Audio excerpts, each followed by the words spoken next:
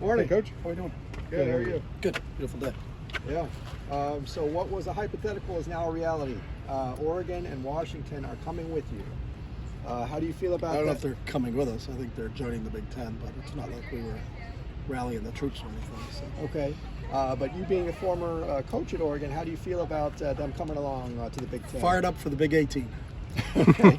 So we're ready to go, but that's in a year. So really, you understand what it is, and it's another thing down the road. Like we found out a year ago, we were going, but then really our focus was on Dorian and that class, because it's not fair to those guys to say, hey, we go to the Big Ten, we do this, and this. So now when we go to the Big 18, but we're not going to the Big 18 until next fall. So really didn't think much of it, and getting ready for Coastal and getting ready with this team. Yeah. Just to follow up, I mean, you're going to maybe have less travel now. Would you like to play them both every year to kind of mitigate that? I have no vote. Okay. I have 0 votes, so I don't really worry about things. We talked about it the other day. I think there should be 64 teams, and we should have no conferences. It should be one conference. But no one asked my opinion, so I'm going to get ready for practice today. You have a lot of friends still in Oregon. Did you hear from them? I haven't talked to a soul. Okay. No Nick Aliati? No. I talked to Nick on Friday just about because Nick works for the Pac-12 network. So Okay. I texted Nick about I felt sad for the future of the Pac-12. You know, that's not what I grew up with, not what I was a part of. And it's talk to him, talk to Yogi Roth, people that work for the Pac-12 network. Those are the people that, those people I felt awful for. And then the last remaining hypothetical, if you could get Cal and Stanford, we would have a... Yeah, and if we could get Arizona and Arizona State and Colorado and Utah to all come back, and then all of us are in one division, and we're all together. And let all the other sports, which I think would be fair, to stay in their conference. Notre Dame is an independent in football, but they're in a conference for everything else. Why aren't we all independent for football?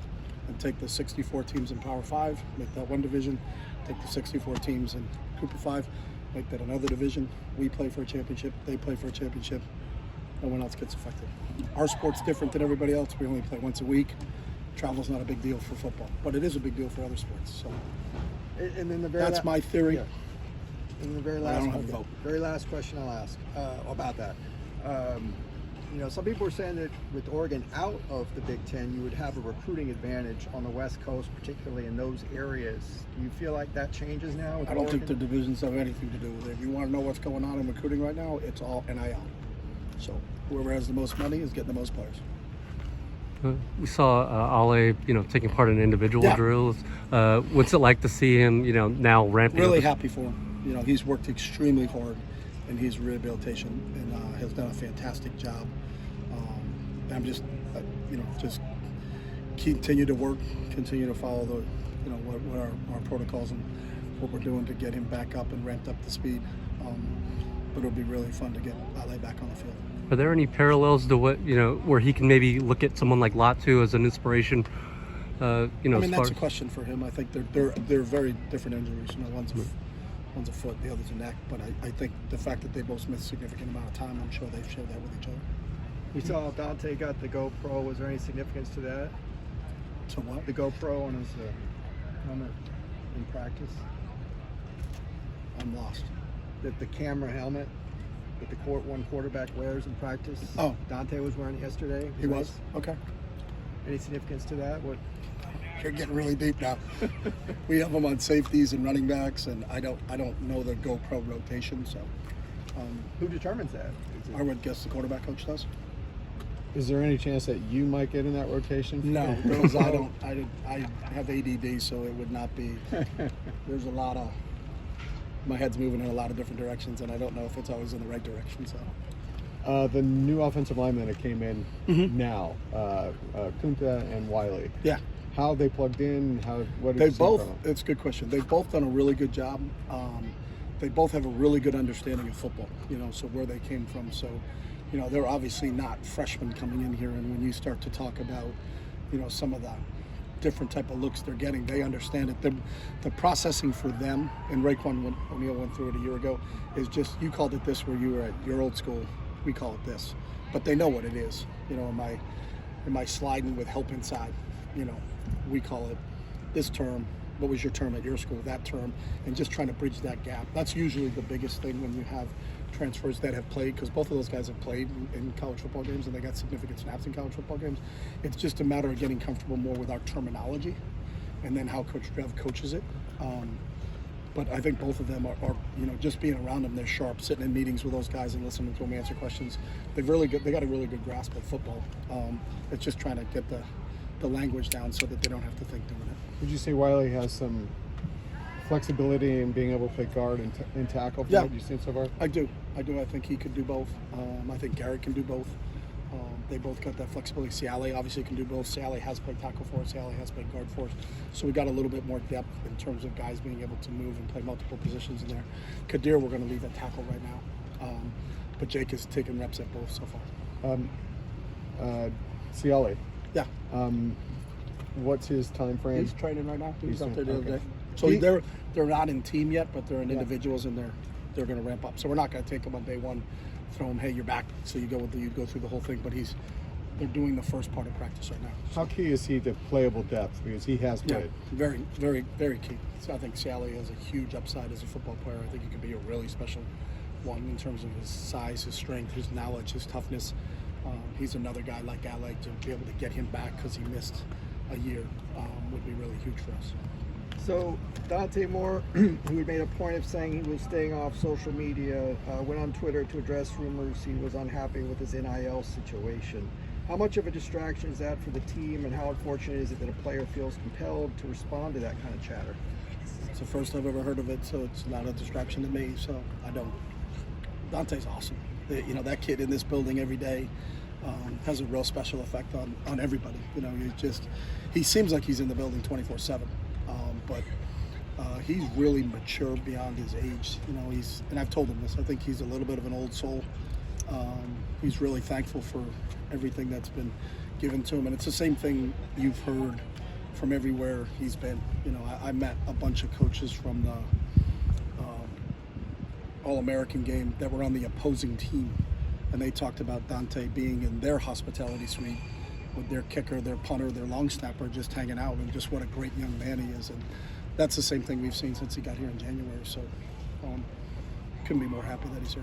How much does NIL seep into what you do over here in Wasserman and on the field? I think our players do a really good job of separating those things, and that's not a conversation. NIL is something that our players do independently away from us, so it's not like our coaches nor can they set up deals or structures that those guys can do. The NCAA rules all have agents, so their agents handle a lot of things for them, and I think the guys that are doing it the right way, their agents kind of present them with what they are, but I think they try to keep just like I have an agent, they deal with all the other stuff. I haven't talked to my agent in a long time, just because I don't have to talk to my agent because I got nothing going on. So those guys, I think, are doing a really good job, and that's the first I've ever heard of that, to be honest with you. Is there anybody either on the staff or in the athletic department who kind of monitors that stuff so that if there's any issues? Yeah, we have a compliance. I mean, Erin Atkins does an unbelievable job in terms of, how we handle it, her education. She's had multiple meetings. We do a really good job, I think, from an educational standpoint. Our kids have taken a class in personal finance for athletes, trying to have them understand. I think our department itself has set up an unbelievable deal where the law school will help advise if kids want advisors to come in and look at different contracts and things like that. So our athletic department's done a really good job on the educational piece, and that was always my biggest concern, that some kids just not going to get raped over the coals by someone looking to take advantage of somebody, because whenever you have money involved, not everybody is on the up and up. And so, you're going to hear stories. You hear stories about players in professional sports and in football and in other sports that end up getting soaked by their advisor or losing money and all those other things. And, you hope that's not the case in these situations. But our job, I believe, and what we can do is to educate our kids on NIL, how it works, what are the proper rules to follow, and see how it goes from there. Is there anybody who can step in if there's either a misunderstanding or some unhappiness on either the part of an athlete or the NIL collective that can kind of massage that situation? Problem solver, I guess is what I'm saying. Do you want to do that? Yeah. Okay. That'd be great. I don't know. I think from the rules, the athletic staff is not supposed to be involved in negotiating or the procurement of any NIL deals. So I'm not sure exactly what your scenario is. But I'm just saying, like, if there's a problem, like, let's say there's an agreement, but one side's not happy. I would think that's between the person and the company. So if I had a contract with Coke, I don't think our athletic department is jumping in because I didn't like the commercial that Coke had me doing. Right, but it's so Coke didn't want to pay me, so I don't know. But Men of Westwood's kind of a UCLA sponsored collective, so in that sense, it's kind of university. Yeah, again, you're talking about something I'm not aware of. Interested in some of the other newcomers that you've now seen. Football questions. Yeah, we'll talk football. Safety, Anderson. Yeah. How's Jordan's he? done a really nice job. A really smart football player. Really the one thing with Jordan, just like Jake and Kadir, is just the terminology. But he's played a lot of snaps. I think he has a really good understanding. We may call 3x1 this, they called it that. But he knows in 3x1 what he has to do is the backside safety and where his steps are. So he's really shown up. I think I know our defensive coaches and all of us are really pleased with him here. I really think he's going to really help in the secondary, and I think he's really going to help on special teams because he's been phenomenal in our special teams practices also. So he's a tough, hard-nosed, physical kid that we're really, really excited about Jordan. After the spring, was there any type of like performance review where you sit down individually with the quarterbacks, let them know like, hey, this is what we liked and what we want to see? Yeah, but not the quarterbacks. I met with every single player on our team, and we always do that after the spring. Every position coach sits down with their players after the spring, and then while the coaches on the spring are out on the road recruiting in May, I met with every kid on the team. So it's not just done just by quarterbacks; it's done by every single position on this team. So. And it's in every aspect of their life. So where are they academically, where are they socially, where are they athletically, all of those things. It's a holistic approach, and it covers everything in terms of where they are. And we do that at the beginning of every quarter with every kid. We have individual development plans, both academically and athletically and socially for our kids, and we're constantly giving them feedback and monitoring their progress while they're here, whether they're a true freshman that just got here or they're a fifth-year senior. Is there a possibility you don't actually name a starter before Coastal Carolina? We got to name a starter. Someone's going to have to take the snap in the first game, and we'll tell everybody who that's going to be. So. Okay. And how long of a leash is that person going to have? I mean, are they going to be? If you're a quarterback, then I don't think you need to be looking over your shoulder. Like if you need to go play. I'm not worried about it. But we don't say, all right, you're going to start. However. If this, and this happens, you're not going to play. I don't think that instills much confidence in whoever wins that starting job. It's not like you do that at any other position. All right, you're going to start at left tackle. However, if you miss 2 blocks within the first 2 series, we're going to pull you. I don't think you're doing a really good job of instilling confidence in that player in terms of it. So we don't talk in terms of that. We talk in terms of guys are earning, trying to get playing time, and that's what this is all about. Not only at the quarterback position, but every position we have here. And then when we line up against Coastal, there's going to have to be a starter at every position. So when the first defense takes the field, we can't say, well, we don't really know who the starting corner is going to be. So you guys figure it out. They'll know what the rotation is when we get to game week. I think you'd use the metaphor with Anthony Thomas after he'd had some fumbles that, you can stop the bleeding, but you may kill the patient, meaning you got to stick with the guy and keep your confidence in him. Is that kind of your philosophy there? 2012 we're talking about? I covered D'Anthony. D'Anthony. A quote from you. Hey, I covered D'Anthony when he was at Crenshaw, so I go back. And you were lucky because that's a special man right there. Yeah. Like that guy, I love that. I mean, he's special in every way. Yep.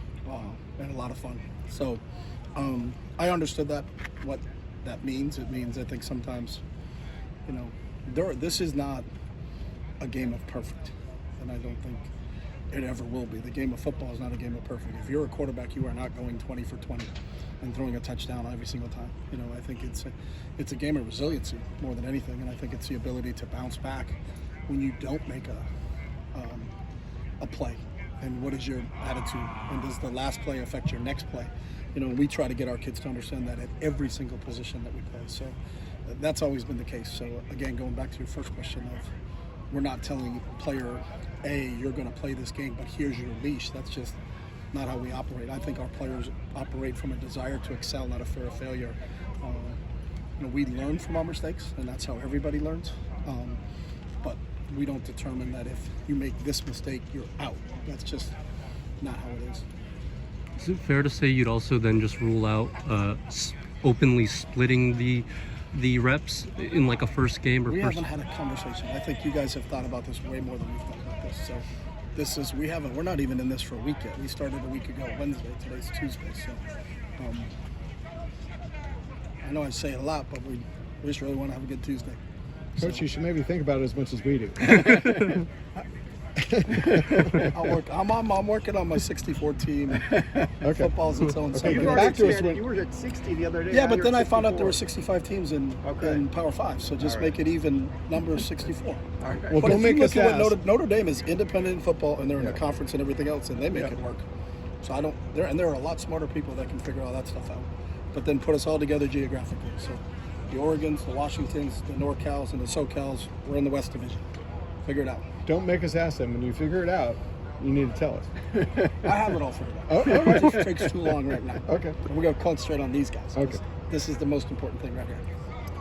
Thank All right. you. Thanks, Appreciate guys. it.